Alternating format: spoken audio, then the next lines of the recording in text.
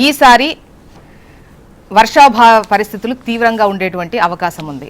El Niño ప్రభావం అనేది తీవ్రంగా ఉంటుంది. ఇప్పటికే 33% లోటు వర్షపాతం నమోదైంది. 40% లోటు వర్షపాతం నమోదయ్యేటువంటి అవకాశం ఉంది. సో దీంతో పంటలు వేసేటువంటి విషయంలో ముందు నుంచి అలర్ట్స్ ఇస్తున్నటువంటి పరిస్థితి మనం చూస్తూ ఉన్నాము.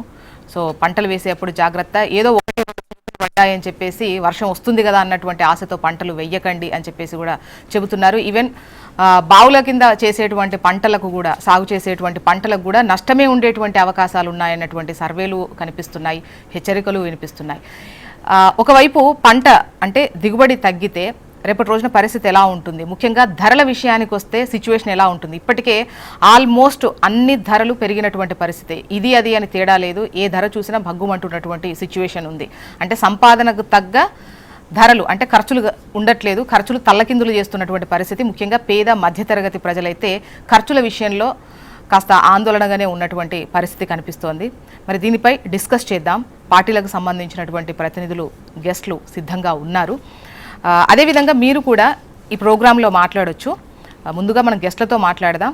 కాసేపు తర్వాత మీకు ఫోన్ నెంబర్ స్క్రీన్ పైన స్క్రోల్ అవుతుంది.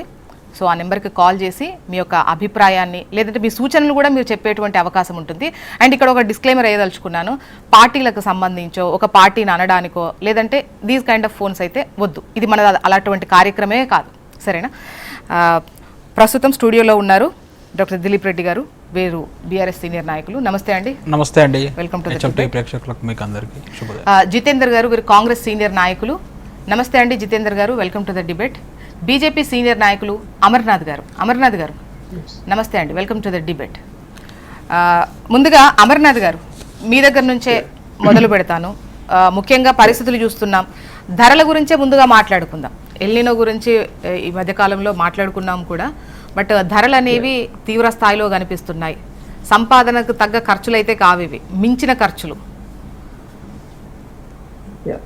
మీ ఒపీనియన్ ఏంటి? చెప్పండి.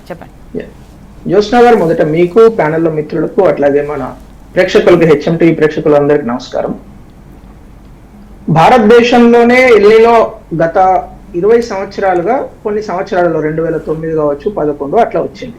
అయితే ఈసారి ప్రత్యేకంగా మన తెలంగాణకు సంబంధించి మనం డిస్కషన్ చేస్తున్నాం కాబట్టి, తెలంగాణలో ఎల్నినో ఎఫెక్ట్ ఎంతున్నది వర్షపాతం మీద అనేది పక్కన పెడితే, ఈ ప్రభుత్వం యొక్క చేతగానితనం వల్ల, మిస్మేనేజ్మెంట్ వల్ల విపరీతమైన కష్టాలు పడుతున్నారు రైతులు. నేను మీకు 2-3 పాయింట్లే చెప్తాను, ఎక్కువద్దు. ఫిబ్రవరిలో మనకు ఏ పంటలు ఏ జిల్లాలలో వేస్తున్నారు, ఏ మండలాల్లో వేస్తున్నారు అని క్లియర్ గా వ్యవసాయ శాఖ ప్రచురించిన అనేక రిపోర్ట్లలో, వెబ్సైట్ లో కూడా ఉంది. అయినా కానీ వ్యవసాయ శాఖ మంత్రి కావచ్చు, ముఖ్యమంత్రి గారు కావచ్చు, ఏప్రిల్ 4వ తారీఖు పంట వస్తుంది అని తెలిస్తే మే 10వ తారీఖు వరకు ప్రొక్యూర్మెంట్ సెంటర్లు ఓపెన్ చేయకుండా రైతులను 30 రోజులు అంటే మార్కెట్ యార్డులలో విసిగించి కొంతమంది రైతులు పాపం చనిపోయి అట్లనే విసిగెత్తి, అలాంటి పరిస్థితుల్లో రైతులను కష్టాలు పెట్టేసరికి ఎర్లియర్ ఎప్పుడైతే జూన్ 9, 10వ తారీఖు వర్షపాతం స్టార్ట్ అయిందో అప్పుడు పంటలు వేసే పరిస్థితి రైతుల దగ్గర దొరకలేదు. రెండో తప్పు ఏం జరిగింది, ఎల్నినో వస్తుంది అని అనేక మంది పర్యావరణవేత్తలు, తర్వాత ఈ ఐఎండి వాళ్ళు చెప్పి, ఇండియన్ మెట్రాలజికల్ డిపార్ట్మెంట్ వాళ్ళు చెప్తున్నారు. సరే, పంట మార్పిడి గురించి మీరు పదే చెప్పాల్సింది పోయి, ఆల్రెడీ వర్షపాతం తగ్గింది అని రిపోర్ట్స్ వచ్చిన తర్వాత, అంటే ఇప్పుడు మన జూన్ మొత్తం అంతా అయిపోయిన తర్వాత జూలైలో 50% జూలై అయిన తర్వాత నిన్న ఈవినింగ్ వ్యవసాయ శాఖ ఏదో కంటింజెంట్ క్రాప్ మేనేజ్మెంట్ అని ఒకటి రిలీజ్ చేసి ఇప్పుడు కలెక్టర్లకు ఆదేశాలు ఇచ్చింది. అంటే అమర్నాథ్ గారు, ఇది మనం ఎప్పటి నుండి లేదు అంటే ఎల్నినో గురించి చెప్తున్నాం. ప్రభుత్వం పలు సందర్భాల్లో, ముఖ్యంగా వ్యవసాయ శాఖ నుంచి ఏదో చినుకు పడ్డది కదా అని పంటలు వేయకండి అని చెప్పేసి పలు సమీక్షలు పెట్టి చెప్పాయి. అంటే గతంలో నేను కూడా వీటిపైన మాట్లాడంటే, ప్రభుత్వం ఒక సమీక్ష నిర్వహించడమో లేదంటే అలర్ట్స్ ఇవ్వడమో అటువంటి చేసినప్పుడు మనం చాలా సందర్భాల్లో మాట్లాడాం. అలాంటప్పుడు నిన్ననే ఇచ్చారని ఎట్లా చెప్పగలుగుతాం మనం? ఇంతకుముందు పట్టించుకోలేదు. నిన్ననే క్రాప్ మేనేజ్, నేను అక్కడ కంటింజెంట్ క్రాప్ మేనేజ్మెంట్ స్ట్రాటజీస్ 2026 అని ఇవాళ పేపర్లో ఇంత పెద్దగా ఫోటో ఇస్తే నిన్న చేశారని అనుకుంటే ఎప్పుడు అంటారు మేడం? అంటే అంతకుముందు అసలు అలర్ట్స్ ఇవ్వలేదు, పేపర్లోనే ఉంది కదా. అలా కాదు, అంటే అలర్ట్స్ ఇవ్వలేదు, ముందు చేయలేదు కాబట్టే చెప్తున్నాను కదా. అంతకుముందు చేసి ఉంటే అసలు నిన్న ఎందుకు వాళ్ళు రిలీజ్ చేయాల్సి వస్తుండే? సార్ మేడం, నన్ను 3వ పాయింట్ కూడా చెప్పనియండి, అప్పుడు మీరు ప్రశ్నించండి.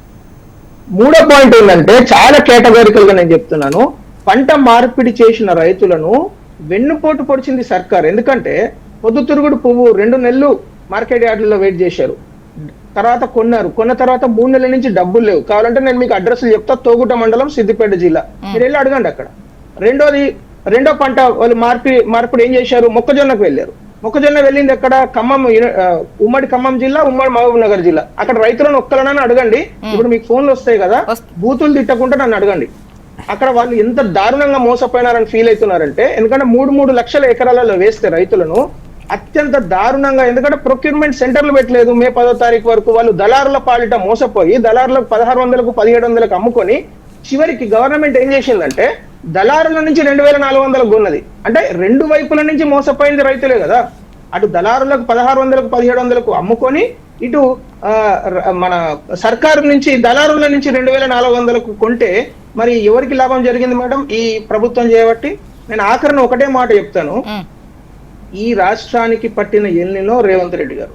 ఎందుకంటే వారు ఈ రాష్ట్రంలో ముఖ్యమంత్రి అయినప్పటి నుంచి కూడా వ్యవసాయ శాఖ పైన ఏమాత్రం అవగాహన లేకుండా, కనీసం పంట ఎప్పుడు చేతికి వస్తుంది, ఎప్పుడు రైతులు మార్కెట్ యార్డుకు వస్తారనే బేసిక్ అవగాహన లేకుండా కూడా చాలా దారుణంగా ప్రొక్యూర్మెంట్ సెంటర్లు డిలే చేసి రైతుల పాలిట ఒక శాపంగా మారిపోయింది. ఎందుకంటే రైతుకు కావాల్సింది ఏంది మేడం, చాలా ఆయన రైతు పంట పండించిన తర్వాత కరెక్ట్ సమయంలో ప్రొక్యూర్మెంట్ సెంటర్ పెట్టి కరెక్ట్ సమయంలో ధరకు కొని ఎంఎస్పీ ఏదైతే కేంద్ర ప్రభుత్వం రిలీజ్ చేస్తుందో, కేంద్ర ప్రభుత్వం డిసెంబర్ నెలలో రిలీజ్ చేస్తుంది ఏది, ఈ 12 పంటలకు 14 పంటలకు ఇది ఎంఎస్పీ అని.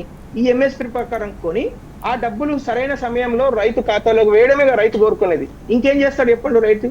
అంతకన్నా ఎక్కువ మిమ్మల్ని నుంచి ఏమీ అడుగుతలేడు కదా. ఇప్పుడు ఈ ప్రభుత్వానికి నీళ్ళు ఇచ్చే దమ్ము లేదు, ఈ ప్రభుత్వానికి పంట మార్పిడి చేస్తే కొనే పరిస్థితి లేదు. కనీసం ఎప్పుడు ఏ పంట ఎన్ని రోజులలో పండుతుందో అవగాహన కూడా లేకుండా 130 రోజులలో పంట పడుతుందని తుమ్మల నాగేశ్వరరావు గారు మాట్లాడతారు. మొక్కజొన్న 90 రోజులకే వస్తున్నదనే బేసిక్ అవగాహన ఇప్పుడు చాలా టెక్నాలజీ మారిపోయింది. 90 రోజులకు 95 రోజులకే పంట వస్తున్నది. ఇంకా 130 రోజుల ఏదో 1947లో ఉంటే ఎట్లా మేడం? వ్యవసాయ శాఖ అభివృద్ధి చెందుతున్నది, వ్యవసాయ టెక్నాలజీ వస్తున్నది, రైతుల గురించి రైతుల పంటల గురించి అవగాహన లేకుండా వ్యవసాయ శాఖ మంత్రి గారు మాట్లాడితే ఎట్లా మేడం? ఇప్పుడు ఇదంతా ఎవరికి ఎఫెక్ట్ కనబడుతున్నది? ఇదంతా అల్టిమేట్ గా ఎవరు బాధపడేది చెప్పండి? రైతుల పంట సరైన అంటే డిమాండ్ పెరిగి సప్లై తగ్గిపోయేసరికి రెండో కేటగిరీ ఎవరు? మధ్య తరగతి, దిగువ మధ్య తరగతి, ధరల పెంపుదల వల్ల వాళ్ళే కదా బాధపడేది. ఇప్పుడు పల్లీలు వేయలేదు అనుకోండి, పల్లీల ధరలు 180 రూపాయల నుంచి 250కి వెళ్తాయి కదా. ఇంతకన్నా బేసిక్ ఎకనామిక్స్ ప్రతి 5వ తరగతి పిల్లలకి కూడా అర్థమవుతుంది. మేనేజ్మెంట్ సరిగ్గా చేస్తే ఖచ్చితంగా ధరలు కంట్రోల్లో ఉంటాయి, అన్నదాతలు సంతోషపడతారు, వాళ్ళు లాభపడతారు, సొసైటీ లాభపడుతుంది. ఈ బేసిక్ అవగాహన ఇది కూడా తెలియకుండా మరి రాజ్యం ప్రజాపాలన. మళ్ళీ అమర్నాథ్ గారు మళ్ళీ మీ వాయిస్ తీసుకుంటా.